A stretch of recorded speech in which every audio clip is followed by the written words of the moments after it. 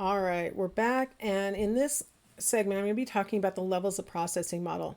It was first introduced by Craik and Lockhart in 1972, and this little diagram was my attempt to replicate something from their stimuli. So, actually, this isn't from Craik and Lockhart, this is from other researchers who were testing the model.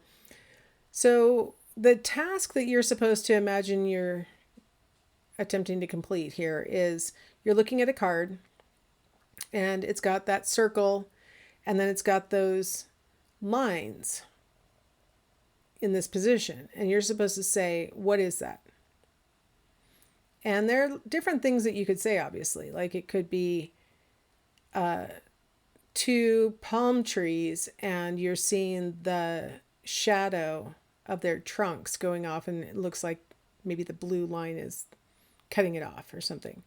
Or maybe it's a bird that's down a hole and you're seeing its little spindly legs coming out of the hole, and that bend in the line is actually its little, I don't know, are those the bird's ankles or their knee? I'm not sure.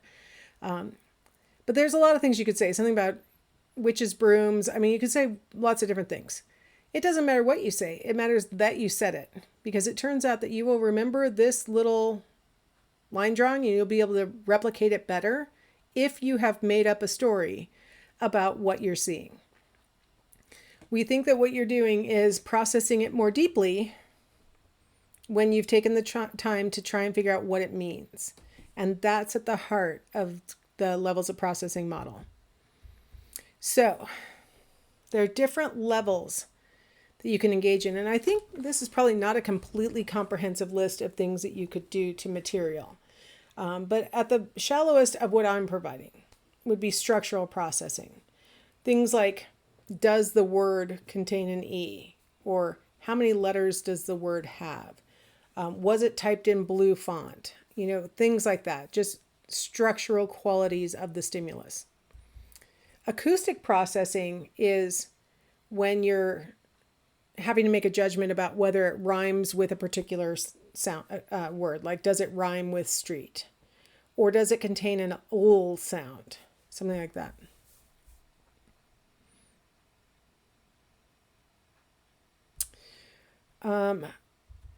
Semantic processing is when you make assessments like whether it fits into a particular sentence and makes sense of, is sensible. Does it fit in the sentence, I met a blank in the street?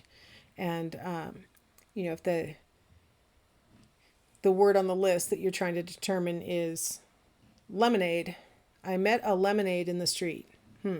I'll say no. But the act of having to decide whether it makes sense or not is the act. It doesn't matter whether the answer is yes or no. A lot of times people get bogged down on that. They ask me, for example, whether, rating whether the word is a pleasant word or not. Does their judgment, does the person's judgment matter? If they've decided that the word is pleasant, does that matter? No, it matters that they made a judgment for this model. Not what their judgment is, but that they made a judgment. Another example of a semantic processing task. Your father's brother is your blank, right? And so they give you little cues like that and you're supposed to fill it in. And so you have to really think about it. What is my father's brother called? Oh, wait, that's the uncle. Okay. Does it fit into the concept of justice? So maybe you've been given a list of different words and, there might be fairness, or there might be, fidelity, or there might be malice, a bunch of different words, and you're supposed to decide which of them fits into the concept of justice. And again, it doesn't matter that some of them do fit and some don't. The question is that you're having to process it at this semantic level to really understand the words. So I organized the slide this way so that on the top is like the shallowest, closest to the surface of the water. If you imagine that the surface of the water is, the phrase Craik and Lockhart or something, right? So that's the shallow end. Very shallow process, a little deeper in the middle, deepest at the bottom. So according to Craik and Lockhart, the more deeply you process the material, the better you will remember it. So shallow tasks might lead to transitory, briefly you might remember it, but it'll go away pretty quickly. Acoustic will be a little bit better, but not as good as semantic. So their basic hypothesis is that deeper processing leads to more durable memory. this prediction that they made was based on what's called the elaboration hypothesis, that the semantic processing tasks link new information to old information much more smoothly. Like you have to do it. You can't really avoid linking this new word to something old. Like some of them actually made you take an old concept like justice, and then you have all these words and you're supposed to see whether they fit in or not, right? Like that's directly taking an old thing that you already know. You better know what justice is because they didn't define it for you. They just asked you if it fit, right? So it's got to be old material, and you're trying to figure out whether this new information fits in with it. Well, that's a perfect example of semantic processing linking new information to old stuff you already know. The levels of processing model also invoked the distinctiveness hypothesis. These are some words that I've used so far in this chapter's lectures, and so we're finally getting to the definitions of them.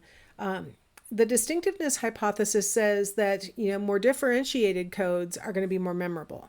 So if this content, this item that you're trying to remember is significantly different from other items that are sort of like them, like with the presidents, right? If you have a bunch of people who have been president, okay, they have a lot of things in common. They're all male, a bunch of things that are in common. What makes one stick out and the other not? That's really at the heart of the distinctiveness hypothesis. And what might be distinct for me might not be distinct for you. Like, for example, one of the reasons why I even looked at Grover Cleveland is because my maiden name is Grover. So, kind of sticks out for me. And then to find out he was president twice with a gap between it, I'm like, well, now he's inherently distinctive, and he's distinctive just to me. So when it's more differentiated, when it's more special, it becomes more memorable. That's the distinctiveness hypothesis. A lot of times our own elaboration leads to the item becoming more distinctive because we've attached our own particular codes on it. So me saying that my maiden name was Grover and this guy's first name is Grover, so it sort of goes together, that makes him more distinctive as I'm elaborating on him, right? The old information that my maiden name was Grover, right? Old information that his first name is Grover. Put those two things together and I have a very distinctive piece of information. So the levels of processing model argues that we take advantage of both elaboration and distinctiveness when we ask people to process material more deeply. It makes the material naturally just more memorable because of that elaboration and that distinctiveness that occurs when we process information more deeply.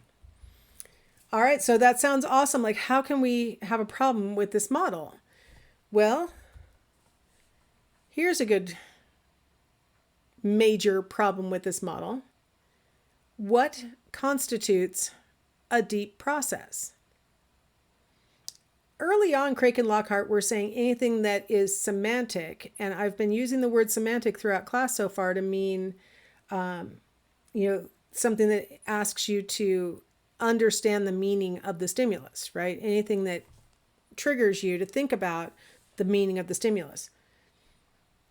Well, come to find out, you can have, you can show evidence at the levels of processing model using completely meaningless stimuli.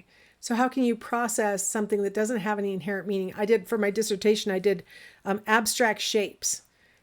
There's no inherent meaning in an abstract shape. And yet the people who were asked to do a deeper task, all they had to do was judge whether it was pleasant or not, remembered the abstract shapes better, recognized them better than people who had been asked to do a shallow task, which was to look at what color the abstract shape was presented in. So a deep process can't be just purely a semantic task, can it? As far as, understanding the meaning of it when you see the effect with meaningless information. So what is a deep process?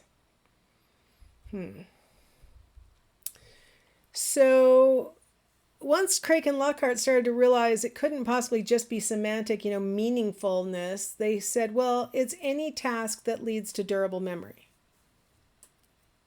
Okay. Shouldn't you be able to predict what those tasks are, though? What leads to durable memories? Deep processes do. Well, what's a deep process? A task that leads to durable memory. Well, what leads to durable memories? Deep processes. See the circle we're in? It's the biggest criticism of the levels of processing model has been that it uses circular logic. You'll notice there's never an objective definition in this circle of what is a deep process. Right? Nobody has ever clarified that. The new research on this area, I took a break from levels of processing for a while because I was pouting because my paper didn't get published, which has subsequently gotten published. But I took a break of, 15 years of reading the literature on levels of processing because I was mad at it. And when I finally came back and started reading again, they had shifted from looking at memory over the course of, like teach you a list of words and then, keep you occupied for 30 seconds so that it wouldn't be in your short-term memory store anymore, and then have you retrieve the words. So it's hopefully coming out of a deeper memory store. That was how they had been studying it. In modern literature, they're studying durations of like 5,000 milliseconds. Wait, what? What? How do you even know it made it into long-term memory? It's going to be retrievable in the long run. So as they're attempting to figure out exactly what is a deep process, they've actually gone away from longer term memory and have gotten into really, really short memory durations. Very strange. And I said 5,000 milliseconds. That would be 5 seconds. What I meant to say is 500 milliseconds, which is half a second. But this is the major argument.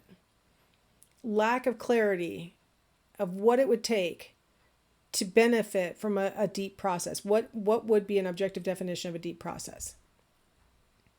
So just to wrap up these immediate memory things, I thought it would be helpful if we sort of lined up these three theories next to each other and distinguish them from each other. I know for me as a student, a lot of times as I'm hearing all this stuff or reading it and it's all in this nice linear fashion, I'm like at the end going, okay, and then I kind of forget that there were three separate models and they really do sort of contradict each other or pull parts from each other and things like that. So I think lining them up is a really smart idea here.